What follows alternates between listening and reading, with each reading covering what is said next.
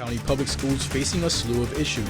We've got live team coverage on potential dangers surrounding one school and academic issues involving the others. High pressure is in control, so we're dry for now, but we do have rain on the back end of this cold front to our north. I'll let you know how long we stay dry coming up. And a standoff at the University of Florida.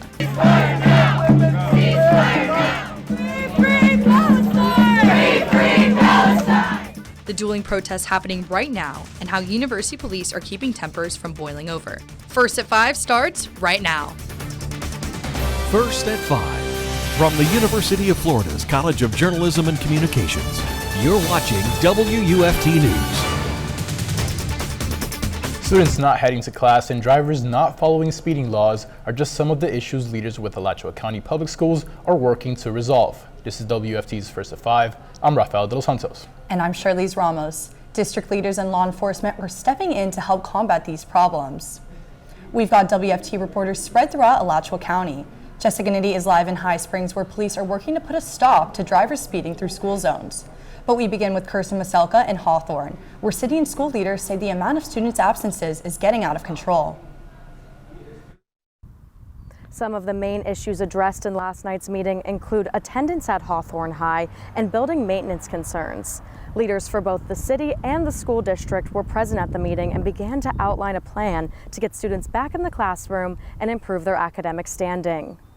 The Alachua County School Board and City Commissioners are on a mission to improve education in Hawthorne. The groups discuss ongoing issues Tuesday, including poor attendance and facilities. ACPS Superintendent Shane Andrew said over a quarter of Hawthorne High students missed more than 10% of school days as of April 15th. Hawthorne Mayor Jacqueline Randall says the road to better attendance starts with parents. Get your children to school. Getting the kids to school is 80% of the battle. Once they're there, I think the learning can take place, but if they're not there, then they miss the whole opportunity.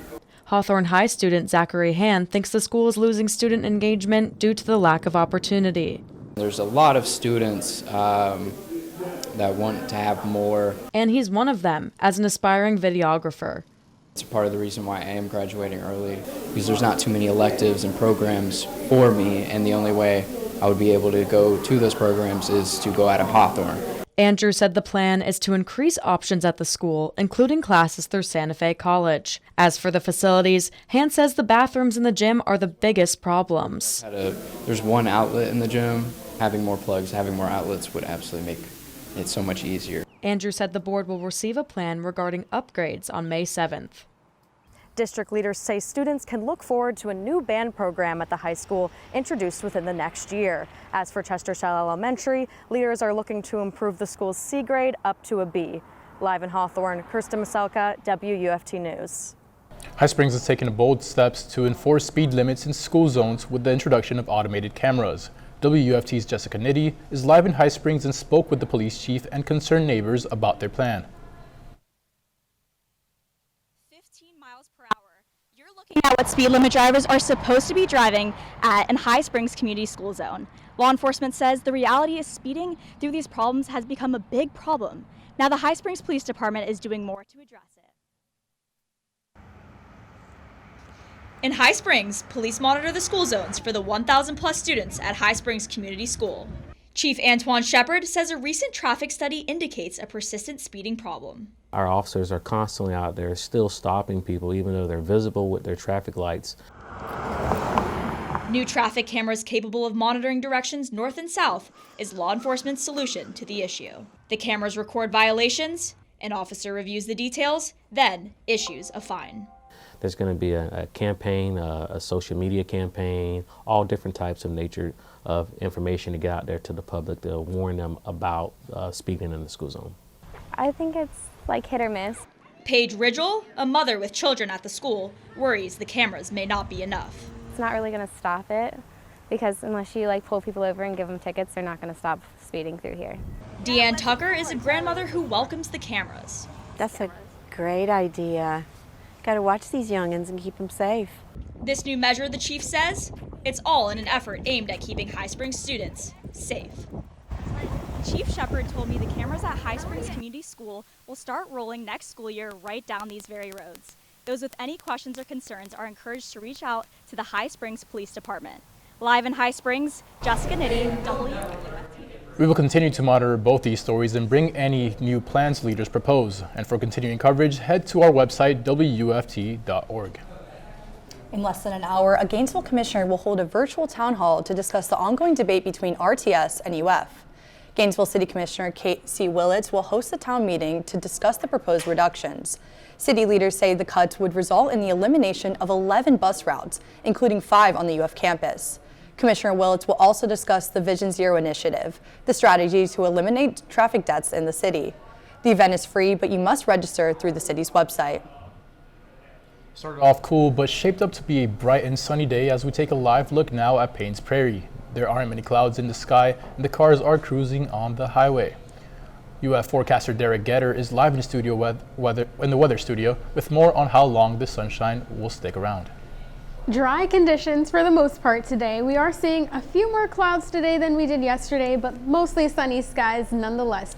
We are warm with those winds out of the south bringing in that warmer air, so temperatures right now are around 78, 79 degrees out. We're still holding on to the 80s in some spots. High pressure is in control, so all of this dry air are keeping the majority of those clouds away. We do have a couple of spotty showers to the north of this front to our north, but that's not really going to affect us here thanks to all of that dry air. Still holding on to the 80s in Ocala and Palatka, 79 in Gainesville and Bronson, and 78 in Cedar Key, as well as Stark. Over the next couple of hours, we will see those skies start to clear and we'll continue to hold on to those warmer temperatures. I'll let you know how long it's all going to last coming up. Deputies in Bradford County arrested a trio of suspects they say are connected to a recent murder. Gary Weeks Jr. is charged with first-degree murder in the death of Emery Jones Jr. Deputies say he was captured just after 11 this morning and in his family's barn in the northeast part of the county. We're working to give more details about the murder, but learned the victim was taken to a Stark hospital by 2 people last night, but they left before investigators arrived. Jones was stabbed in the stomach and died a short time later. Weeks is currently in jail with no bond. And last night, investigators arrested 2 others in connection with the murder. Deputies say Joshua Ward and Diane Chamberlain were captured in Lowdy. Detectives say the pair were involved with the destruction and disposal of evidence pertaining to the murder. We're told more arrests could be coming soon. Hundreds of protesters gathered at the UF Plaza of the Americas this afternoon to protest the Israel-Hamas war. WFT's Natasha Holt spoke to demonstrators at the event about why they feel it's important to show their support. Supporters of both Israel and Palestine faced each other at a protest while demonstrating for their opposing sides. The pro-Palestinian protesters chanted phrases in support, waved flags, and pumped signs in the air. The smaller gathering of pro-Israel supporters quietly held their flags. One of those supporters told me he came because the conflict reminds him of stories his grandparents, who fled Poland during the Holocaust, told him. I pray and my people pray that this does not turn into what that turned into. Law enforcement stood between and around the groups to make sure the event stayed peaceful. Protesters began gathering at noon and slowly started to disperse about 3 o'clock. Pro-Palestinian protesters declined to share why they came to demonstrate, but when I got closer to the group to better film what they were saying, they insisted I not film to protect their identity and blocked my camera's view. Reporting live in the newsroom, Natasha Holt, WUFT News. The Alachua County Commission has voted unanimously to approve the purchase of Sunrise Residence Inn from St. Francis House. They're committed to paying a $150,000 non-refundable deposit. The commission has made it clear that they want the property and will follow through with the purchase. The deposit will go toward the total purchase price of $1.9 million. The money comes from the voters-approved Wild Spaces Public Spaces surtax. The complex will continue to be used as low-income housing, so those who have HUD vouchers will be able to live there. If you notice an increased law enforcement presence at Columbia County schools today, it's due to a threat. Tuesday, the sheriff's office received a phone call threatening a school if a payment was not made to them. The call came in after school had dismissed for the day, but after-school activities were canceled as a precaution. Deputies deemed the threat not credible, but increased their presence at campuses today. They are working to learn who is behind the threat. You might want to seek an alternate route or expect to be stuck in traffic if you're hopping on I-75 in the following days. Drivers in Marion County can expect delays on I-75 this evening. FDOT has closed the outside southbound lanes near State Road 200 for emergency asphalt repavement. You're taking a live look at the backup building from our DOT camera. FDOT says once repairs are made, it will monitor the road. Officials say they do not know when the lanes will reopen. An invasive species is harming North Central Florida's biodiversity. We'll show you the species and what is being done to regulate the harm. Plus, pollen is irritating your noses as summer is getting closer. We'll tell you how to deal with the pollen increase when First at 5 returns in a few minutes. Stay tuned.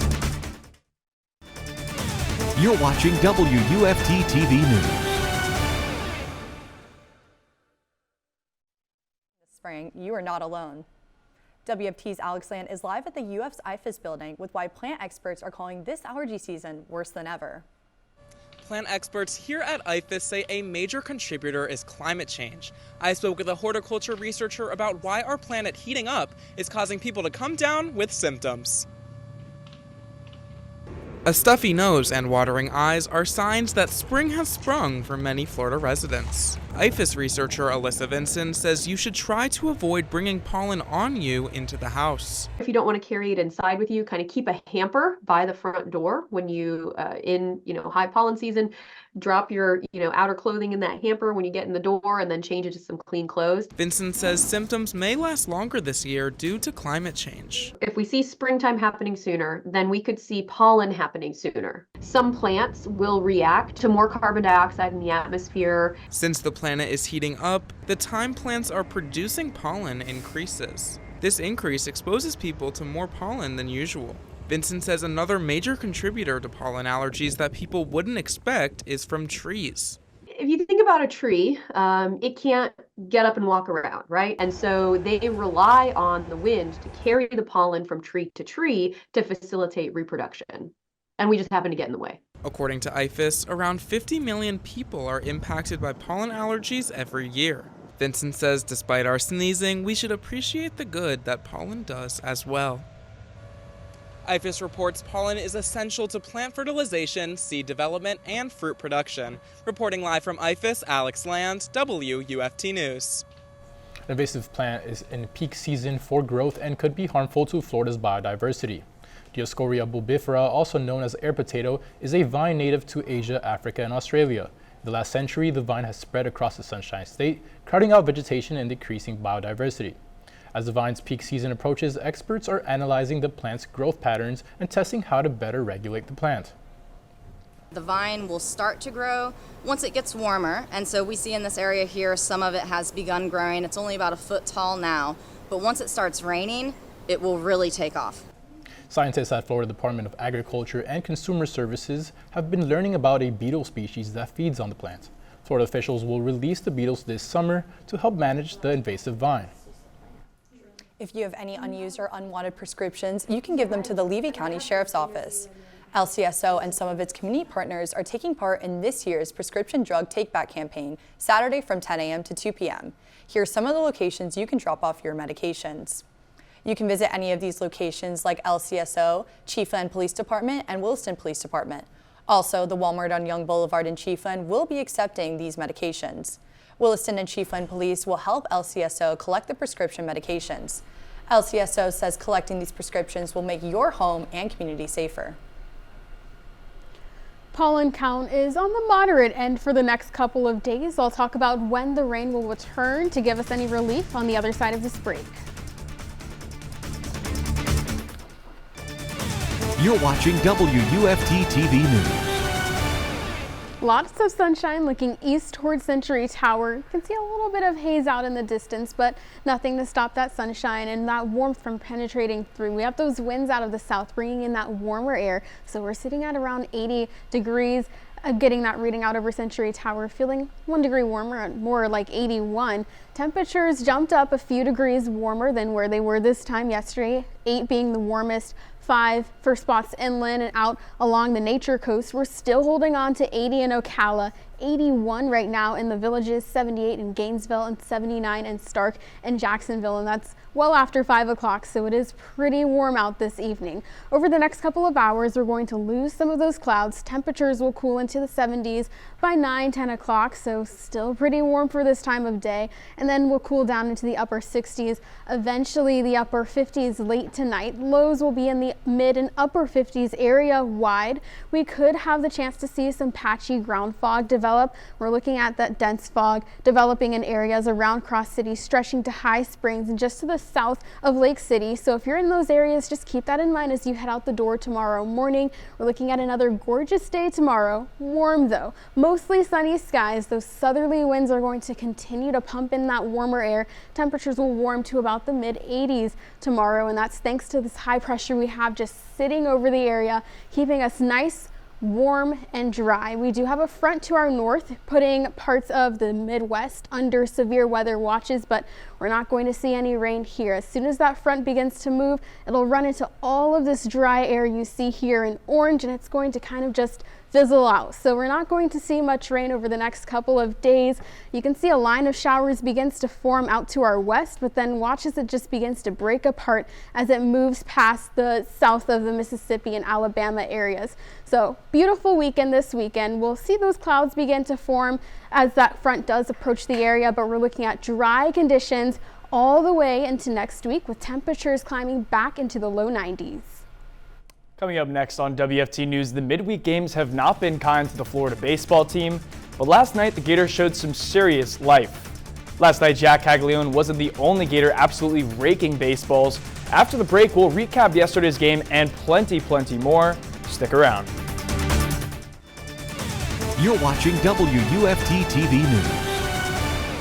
Welcome into sports. I'm Bradley Shimel. It's rivalry night in Gainesville as the number 10 ranked Florida softball team hosts FSU tonight. After a 3-game losing streak, the Gators have won 3 of their last 4 and will go for win number 38 of the season against the Noles. Unfortunately for the Gators, history has not been in their favor against FSU.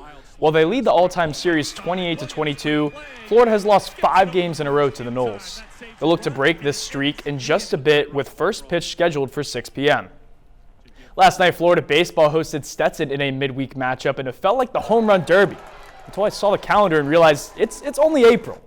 After what has been a tough stretch, the Gators unleashed some demons in yesterday's run rule win over the Hatters. Florida recorded 7 home runs, with 3 of them coming in the second inning. To no one's surprise, Jack Caglione played a part with 2 dingers of his own. The Gators had a combined distance of 2,814 feet for all of these home runs, which is more than 9 football fields. A much-needed performance for a struggling team gave Florida fans plenty to cheer about. A lot of runs scored. It was, an exciting game, and Gators are playing well, man. I mean, Caglione's been playing awesome, and he's keeping it going. Hopefully, Florida can ride the momentum of this win to close out the season. However, they have a massive test in front of them. Florida will face the number 2 ranked Arkansas Razorbacks on the road in a 3-game series this weekend. Tomorrow is one of the greatest days of the year for football fans. Dreams will turn to reality as prospects are chosen to play at the next level. Former Gator Ricky Pearsall will likely have to wait until day 2 to hear his name called. Las Vegas currently has the over-under for Pearsall to be selected at pick 61. Pearsall is currently listed as the number 10 receiver in the draft class, according to ESPN. He has impressed throughout the draft process, so don't be surprised if he goes earlier than expected. In the college football world, a big decision was made today by the Heisman Committee as former Heisman Trophy winner Reggie Bush had his award reinstated. Earlier today, the Heisman Trust announced that they would be awarding back Bush his 2005 Heisman Trophy. The award was declared void after it was reported that Bush was offered money to attend USC. However, given the current landscape of college football with NIL, the Heisman Trust decided to reverse the decision and formally reinstate him as the winner. And before we go, I have one final announcement. This will be my final show for WFT News. It's been a pleasure to talk sports with you, share some stories, and sometimes even dance. I hope I brought you a smile at some point while watching my sportscast, and it has been an absolute joy to serve the North Central Florida community. Thank you, Bradley. It's been a pleasure to share the screen with you as well as Charlize and Derrah, and a special thanks to our producer, Nick, as well. I couldn't think of a better crew to spend my final show with, whether through news, sports, or noticias. It's been my pleasure to represent our community here at WFT News. Yeah, this is where I discovered my passion for weather, so I'd just like to give a huge thank you from the bottom of my heart to everyone that's been a part of my journey, and thank you for inviting us into your home. So with that, let's get one final check on the weather. Temperatures will climb into the 90s by the end of this next week, and we're not looking at any rain on the forecast right now, so just dry and sunny conditions to close out the month of April. Thanks for joining us. We're back here tomorrow for another edition of First at 5. But your North Central Florida news is always on at WUFT.org and on all our social media platforms. Have a good night.